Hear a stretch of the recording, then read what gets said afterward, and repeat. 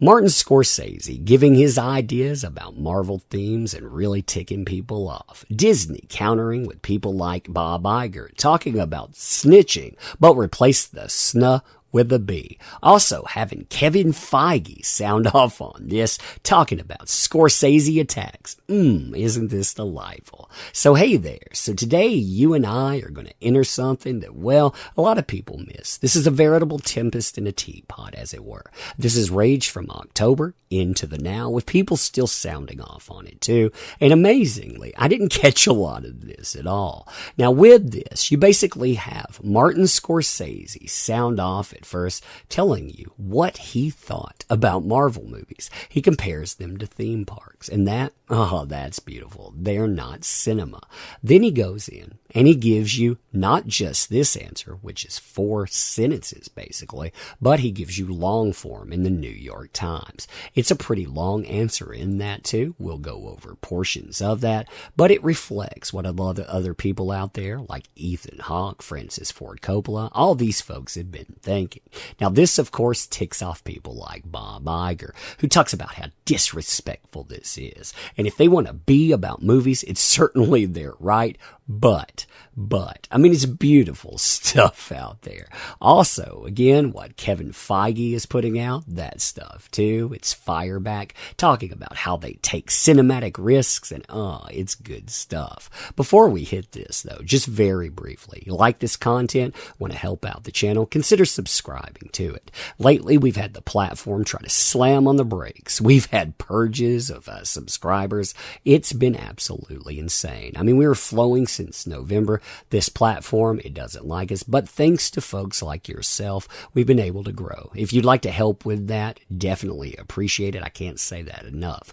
Also, these videos, interactions drive them. So if you like the video, just comment by +1ing or saying interaction. That stuff drives it. And again, thank you in advance. So when we're talking about this stuff, what set it all off was a pretty simple statement. First of all, Martin Scorsese goes out and he says, I don't see MCU movies. I tried, but that's not cinema. Honestly, the closest I can think of them, as well made as they are, with actors doing their best they can under the circumstances of theme parks. It isn't the cinema of human beings trying to convey emotional, psychological experiences to other human beings. Now then, like I said, he goes on after some blowback and he really states what he's thinking. This is after blowback from people like Bob Iger that talk about, well, you have a few statements in this. This was Iger when he was live, talking about some of this stuff. He said he's so puzzled by this. They want to be about movies. It's certainly their right. It seems so disrespectful to all the people who work on the films, who are just as hard as the people who are working on their films and are putting their creative souls on the line just like they are. Are you telling me that making the Black Panther is doing something that is somehow or another less than anything Marty Scorsese or Francis Ford Coppola has ever done? Come on. So, Black Panther is just as good out there because, current year. He goes on with this stuff too, saying he holds these people in highest regard, but the way that they're characterizing films is despicable. It's beautiful because he loses his cool with all this. You can tell there. So, of course, like I said, he goes in and he explains what he's saying with this, and I think that he makes a good point here. He says, so you may ask, what's my problem? Why not just let superhero films and other film franchises be there? The answer is simple. In many places in the country and around the world, franchise films are now your primary choice if you want to see something on the big screen. It's a perilous time for film exhibition, and there are fewer independent theaters than ever. The equation is flipped, and streaming has become the primary delivery system. Still, I don't know a single filmmaker who doesn't have designs for sharing their film on the big screen. That includes him, he says, and he's speaking after completing a Netflix project. This is basically a chicken and the egg issue he talks about within this. And then he goes on to talk about the past 20 years. The movie business, it's changed on all fronts, but the most ominous change has happened stealthily and under the cover of night. The gradual but steady elimination of risk. Many films today are the perfect products manufactured for immediate consumption. Many of them are well made, by teams of talented individuals. All the same, they lack something essential to cinema, the unifying vision of an individual artist, because of course the individual artist is the riskiest factor of all. Now he talks about how this isn't implying that this should be subsidized art, and it never has been. There's always been tension, but the tension between artists and the people who ran the business, while it was constant and intense, it was productive tension. They gave us some of the greatest films ever made. In the words of Bob Dylan, they made this heroic and visionary. Today, that's gone. And some of the business with absolute indifference to the very question of art and an attitude toward the history of cinema that is dismissive and proprietary, which is a lethal combination. The situation, sadly, is you have two separate fields. You have the worldwide audio, visual entertainment, and cinema. They overlap from time to time, but that's becoming rare. And I fear that the financial domination of one is being used to marginalize and even belittle the existence of the other. Now, like I said, I think that this makes sense. Just like I think that the words of someone like, say, an Ethan Hawke makes sense. Here he's talking about the movie Logan, and he's not going out, just like Martin Scorsese isn't going out and insulting what these people are putting together. He's saying there's a difference here.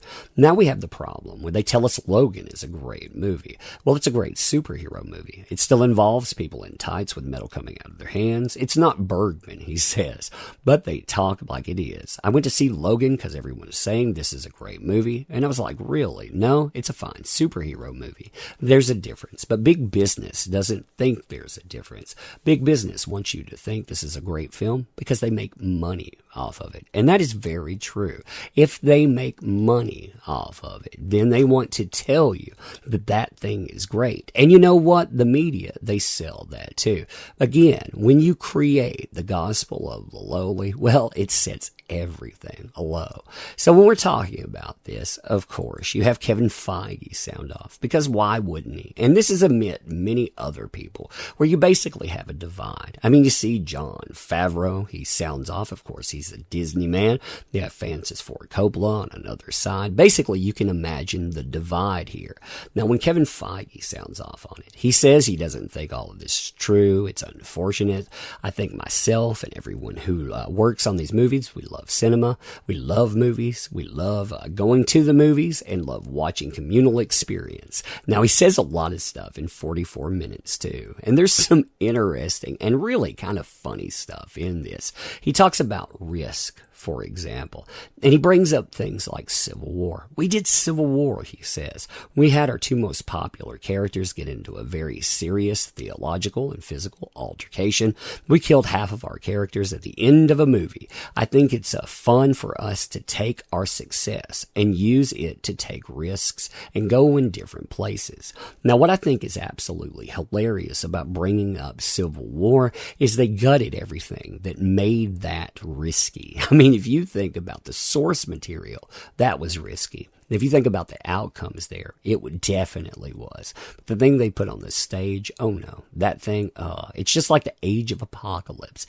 That thing in book form, it was risky. But when you think about the movie that they created, it is anything but. This is too. It's really good to look at because he tries to tell you in this, everyone, they have a different definition of cinema, different definition of art, different definition of risk, and you're entitled to that opinion. I like how he's salty in this too. You are entitled to your opinion, to repeat that opinion, to write op-eds about that opinion, and so on. It feels so salty about all of this. And of course, while he's doing that, he's trying to sell the same stuff that he's always been selling, the same type of movies there. Now, like I said, Bob Iger, he got very salty about this stuff too. And well, his salt went from October all the way into December, and again, statements have still been coming up. Now remember that Iger, he was just named in December the Business Person of the Year in that, and he's complaining about Scorsese making these comments because they're nasty and not fair to the people making these films. He said, again, if he wants to be in the business of taking artistic risk, all power to him. It doesn't mean that what we're doing isn't art. So he's telling you there, we don't take risk. We do things formulaically. And again, that's a problem when you think about the blueprint. Because again, when you look at what they create, sooner or later, people are going to burn out on origin stories. They're going to get wise to what Disney has created in this factory, just like they did with Star Wars. And what then? I mean, when the wheels fall off of that, what revitalizes things? Movies like we just saw, The Joker, because that movie was a different type of movie. I would even say that movies that we've seen before that, certain type of superhero movies, ones that have shown a different Joker with Heath Ledger, those movies were awesome as well because they took risk versus some of the movies that we saw from, again, this is a different type of studio, not under Bob Iger, but it gives you the same idea. When we look at different people, that different iteration of the same character, we can see that.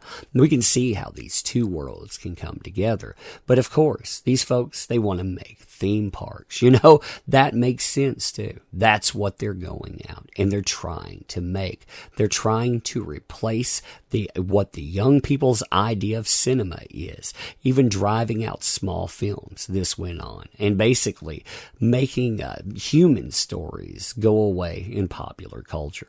I thought that this was an interesting exchange too. I thought it was interesting because of the anger shown. I thought it was interesting because of the players involved. And I thought it was interesting because it does bring up some interesting fundamental questions.